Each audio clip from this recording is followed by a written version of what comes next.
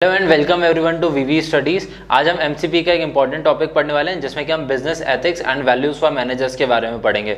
तो सबसे पहले हम आते हैं बिजनेस एथिक्स के ऊपर। बिजनेस एथिक्स सिर्फ एक किसी कंपनी किसी एम्प्लॉय के ऊपर लागू नहीं होते हैं। बिजनेस एथिक्स जो होते हैं वो किसी कंपनी के कल्चर को रिप्रेजेंट करते हैं। तो जब आप कंपनी के कल्चर को रिप्रेजेंट करते हो तो चाहे वो कंपनी का ओनर हो, चाहे वो कंपनी का लोवेस्ट लेवल पे काम करने वाला कोई एम्प्लॉय हो, सबके अंदर एक सेम तरीके के बिजनेस एथिक्स होने चाहिए। जैसे कि हम बहुत सारी कंपनीज के बारे में सुनते हैं कि ये कंपनी बहुत अच्छी है, इसके टर्म्स बहुत अच्छे हैं, इसके एम्प्लॉयज़ बहुत अच्छे हैं। जैसे कि हम टाटास के बारे में सुनते हैं। Sir Ratan Tata is the biggest example in Indian philanthropy कि वो इतने ज़्यादा रिस्पेक्टेड क्यों हैं? Because of his behaviour towards his company employees as well as the stakeholders as well as the society और द एनवायरमेंट एज वेल। तो हर चीज़ के लिए बहुत ज़्यादा डोनेशंस करते हैं, बहुत ज़्यादा वर्क करते हैं for the wellbeing of the poor, for the wellbeing of the people, for the wellbeing of their investors. But ये चीज़ आप हर एक कंपनी में नहीं देख सकते हो। जैसे कि हमने माल्या के बारे में सुना है, हमने नीरव मोदी के बारे में सुना है कि वो स्कैम करके बाहर चले गए। सो आपके पास हर तरीके के बिजनेस एग्जाम्पल्स मिलेंगे। तो अच्छे जो एग्जाम्पल्स होते हैं, जैसे सर रतन टाटा टाइप के लोग जो होते हैं, वो आपकी कंपनी को आगे बढ़ाते हैं, आपकी कंपनी एक तरीके से लेवल सेट करते हैं कि हमारी कंपनी इस वैल्यू में मानते हैं और हम यही चीज़ रेसिप्रोकेट करते हैं। तो आपका एक ट्रस्ट बिल्डअप हो जाता है with your customers, not just with customers but with every single stakeholders. तो यहाँ पे हम वही देखने वाले कि किस किस के टुवर्ड्स आपके बिजनेस एथिक्स हो सकते हैं। First is towards stakeholders. Stakeholders में आपके एम्प्लॉयज भी आ जाएंगे और आपके शेयर होल्डर्स भी आ जाएंगे।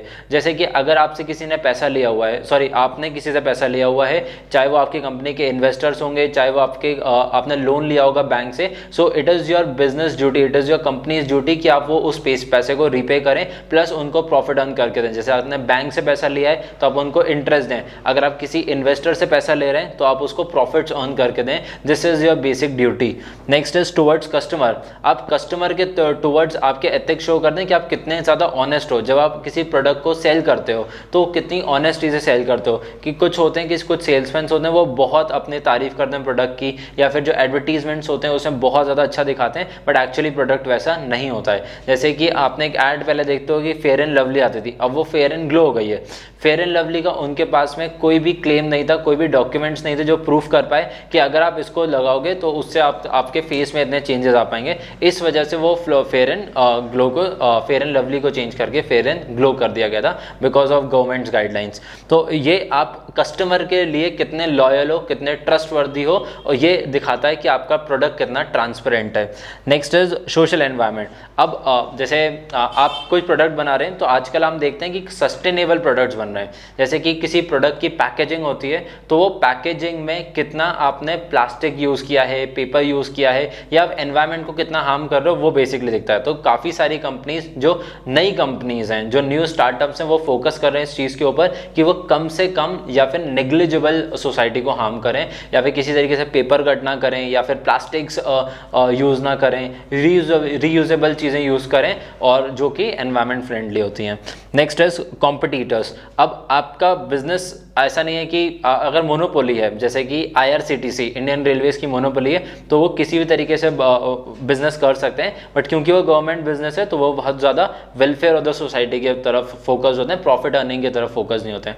बट अगर कोई छोटी कंपनी, सॉरी कोई बड़ी कंपनी है लेकिन वो सिंगल या फिर सिर्फ 2 ही प्लेयर है मार्केट में, तो आपसे मनचाहा प्राइस ले सकते हैं। जैसे कि हम देखते हैं टेलीकॉम सेक्टर में, क्योंकि मेजर मार्केट शेयर जो है वो सिर्फ 2 कंपनीज के पास है, दैट इज एयरटेल एंड जियो। तो जब चाहें तब वो अपने प्राइसेस को हाइक कर सकते हैं। आपने देखा भी होगा, अगर एक कंपनी पैसा हाइक करती है तो दूसरी कंपनी पैसा हाइक कर देती है। ऐसा कभी नहीं होता कि एक कंपनी अगर इंक्रीज कर रही है उनके प्राइसेस को तो दूसरी कंपनी प्राइसेस कम कर ले, जिससे कि जो कस्टमर्स है उनको सस्ते में कोई प्रोडक्ट मिल जाए। बट ऐसा नहीं होता है बिकॉज वो एक काइंड ऑफ डुओपोली क्रिएट करके बैठे हुए मार्केट में।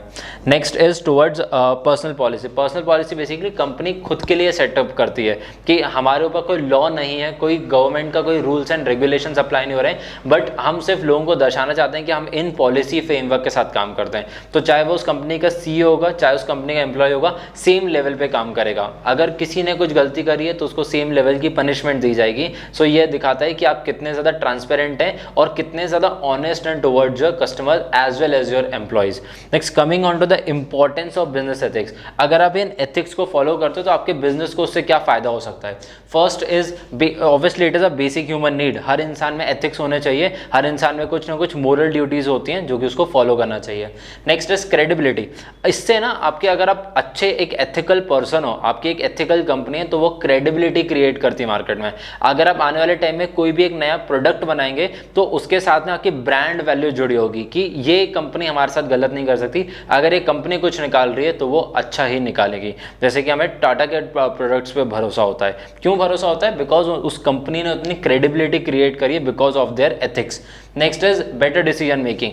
एज अ कस्टमर आपके लिए बहुत ईजी हो जाता है कि आपको प्रोडक्ट कहाँ से खरीदना है, plus at the same time कि वो बिजनेस को क्या फायदा देगा कि आपके एक पर्सनल पॉलिसी है, आपने एक फ्रेमवर्क बना के रखा है कि भाई अगर किसी ने ये किया तो हम उसको क्या सजा देंगे, अगर किसी ने कुछ अच्छा किया है तो हम उसको मोटिवेट किस तरीके से करेंगे। सो ये आपके एथिक्स में बहुत क्लियर है कि हम ये, अगर आप मान लीजिए आपके जैसे आप स्टारबक्स गए, स्टारबक्स ने किसी एम्प्लॉय ने आपके साथ बहुत गलत तरीके से ट्रीट किया है और उनके अगर पर्सनल पॉलिसी में है कि भाई एम्प्लॉयज़ गलत तरीके से बिहेव नहीं कर सकता कस्टमर के साथ, या कस्टमर हमारे एम्प्लॉय के साथ गलत तरीके से बिहेव नहीं कर सकता, तो आपके पास एक सेट स्टैंडर्ड्स हैं कि आप क्या स्टैंडर्ड फॉलो करते हो। सो क्विक डिसीजन मेकिंग होगी और उसी टाइम आपका रिजल्ट सामने आ जाएंगे कि आपको क्या एक्शन लेने टुवर्ड्स एम्प्लॉय या फिर कस्टमर के against. Next is loss can not protect society but ethics can. ये सिर्फ बिजनेस के लिए अप्लाई नहीं होता, बहुत ही जनरल मोरल अंडरस्टैंडिंग है कि लॉ जो होते हैं वो एक डर क्रिएट कर देते हैं बट वो प्रिवेंट नहीं कर सकते हैं कि अगर किसी को गलत करना है तो ऑब्वियसली वो गलत करेंगे।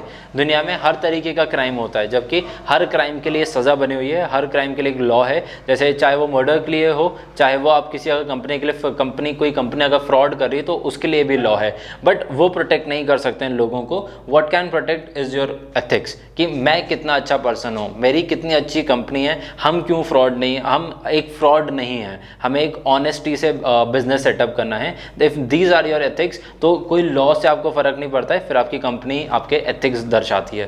Next coming on to the values of manager की एक कोई भी आप मैनेजर बन रहे हैं, आगे जाके आप लोग मैनेजर्स बनेंगे तो आपके अंदर क्या वो बेसिक क्वालिटीज या बेसिक वैल्यूज होने चाहिए।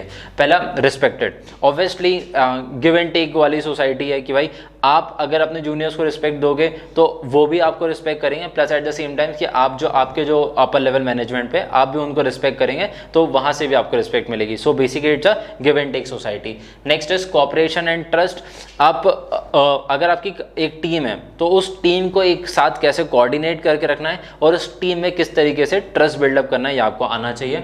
Next is work is worship. ये सिर्फ मैनेजर्स के लिए अप्लाई नहीं होता है, बेसिकली हर एक एम्प्लॉय के लिए लागू होता है कि हाँ ये सबको पता है कि एक वर्क लाइफ बैलेंस होना चाहिए, but when you are at your work you should be 100% dedicated towards your work because work comes first, because it's your earning source. At the end आपको जो भी आपकी डेली ब्रेड मिलने वाली है वो आपको आपके काम से मिलना चाहिए, तो हर इंसान के लिए वो चीज़ बहुत ज़्यादा क्रेडिबल होना चाहिए। Next is self discipline. आपके अंदर वो खुद चीज़ आना चाहिए, मतलब कंपनीज को लॉ नहीं बनाना चाहिए कि आपको भाई सुबह 10 बजे आना है, ऐसा नहीं कि आप 10:05 पे आ गए तो आपकी सैलरी कट कर ली जाएगी, बट एज एन एम्प्लॉय वो आपकी क्रेडिबिलिटी है। आपके अंदर वो सेल्फ डिसिप्लिन होना चाहिए कि आप टाइम पे आ रहे हो, आप अपना काम खत्म कर रहे हो, then you are going back to your home. Next is customer satisfaction. Ultimate goal of any company is customer satisfaction, because आपको कंपनी में रिपीट कस्टमर्स चाहिए। ऐसा नहीं कि आपने एक बार किसी को प्रोडक्ट बेच दिया तो बेच दिया, वो कल वापस ही नहीं आ रहा है, तो वो कस्टमर सेटिस्फैक्शन क्रिएट करना पड़ेगा, तो वो एम्प्लॉय की तरफ से आएगा। And last is to become an inspiration. चाहे आप जैसे हम सर रतन टाटा की बात करें, owner of Tata ethics, but हो सकता है कि उस कंपनी में कोई एम्प्लॉय भी हो जो कि इस तरीके से आपको इंस्पायर करता हो कि आपके अंदर वो वैल्यूज़ इनकलकेट हो जाएं कि आपकी टीम आपको फॉलो करे। So this was about values and ethics. I hope the topic is clear to you. Thank you for watching the video.